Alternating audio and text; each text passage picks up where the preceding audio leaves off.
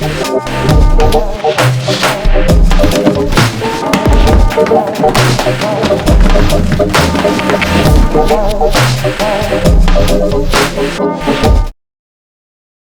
over! My life, it's over! Not really, it's just the Booktube-A-Thon, but it feels like my life is over. It really does. I get a little too attached in readathons. I love readathons way too much, so when they come to an end, I'm always so sad. But I had a fabulous, fabulous week. I just had such a blast, and it was so exciting this year having all of the giveaway challenges and all of the video challenges, and it was just so much fun.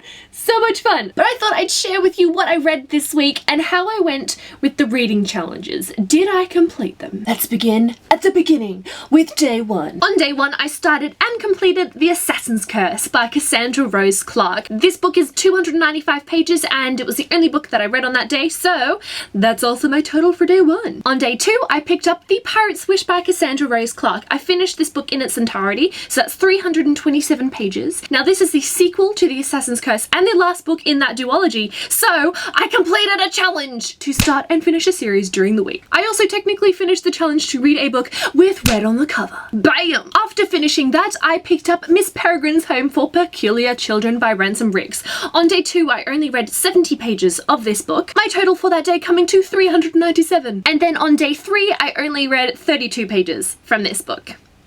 And that was all that I read for that day. On day four, I took a little bit of a break from Miss Peregrine's Home for Peculiar Children. I decided to pick up a couple of shorter books to kind of get myself back into the rhythm of reading again. So I picked up Fight Club by Chuck Palahniuk. I only read 94 pages of this one on day four, but I also read all of Saga Volume 1 by Brian Vaughan. And oh my god, this was awesome. Now this book completes the challenge to read a book with pictures in it because it is a graphic novel. So this book is 160 pages long, bringing my total for day four to 254 pages. On day five of the readathon, I read Saga Volume 2 in its entirety, 144 pages, and this book completes two more challenges to read a book with red on the cover and with pictures in it. So after finishing that one, I completed the rest of Fight Club. I read the last 124 pages, and this also completes three challenges to read a book with red on the cover, to read a book and watch the movie adaptation during the week because I also watched the movie Fight Club again, and this one was also picked out by my boyfriend Alex to read, so there's that. After I finished Fight Club, I then finished the rest of Miss Peregrine's Home for Peculiar Children. I read the last of the 246 pages,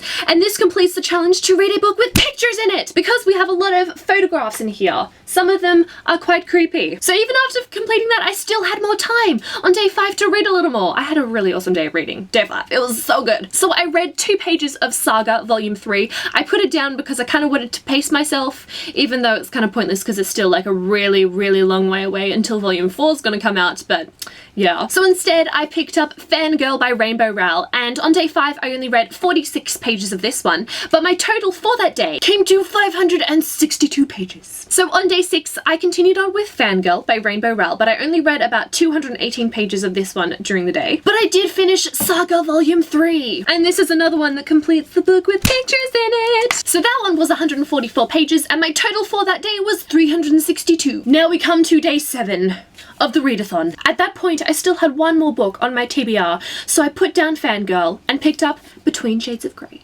by Ruta Sepetys. I read all of this book, so 338 pages, and this one completes the challenge to read a book in a genre you've read the least of this year, and that for me was historical fiction. There are probably many other genres, but this is the one I went for, historical fiction. And guys, I just cannot get over how beautiful this cover is. Like, seriously, it is I'm like jizzing.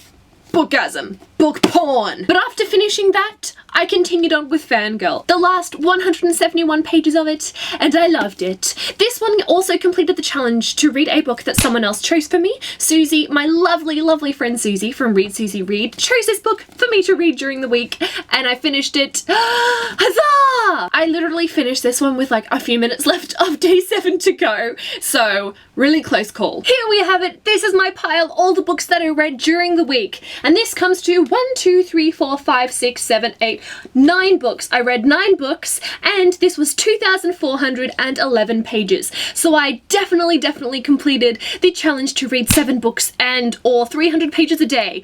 I did it, guys! I did it! At one point I wasn't sure if I was going to. At that day 3 point I was like, oh my god, it ain't gonna happen. But I stuck with it. And I did it. So I completed all of the challenges. I completed everything that I wanted to achieve during the week. I read all of the books on my TBR, plus some more. And you know what? It was a really awesome week. I loved all of the books that I read. They were fantastic. I'm relieved that it went so well. And I'm sad that it's over, but I'm glad that I will be able to sleep without feeling guilty anymore. So that is it. That is my Booktube-A-Thon 2014 wrap up. I hope you guys enjoyed this. Out of all of the books that you read during the week, whether you participated in the Booktube-A-Thon or not, let me know what your favorite book was. What was your absolute favorite? So that is all that I have for this video, guys. I'll see you very soon with some kind of video. I am going away for a few days towards the end of the week, so hopefully I will be able to put up a video for you before then, but until next time, bye! With Dave, oh, I got hair in my eye. Well, and finished. I'm sorry, I'm so sorry.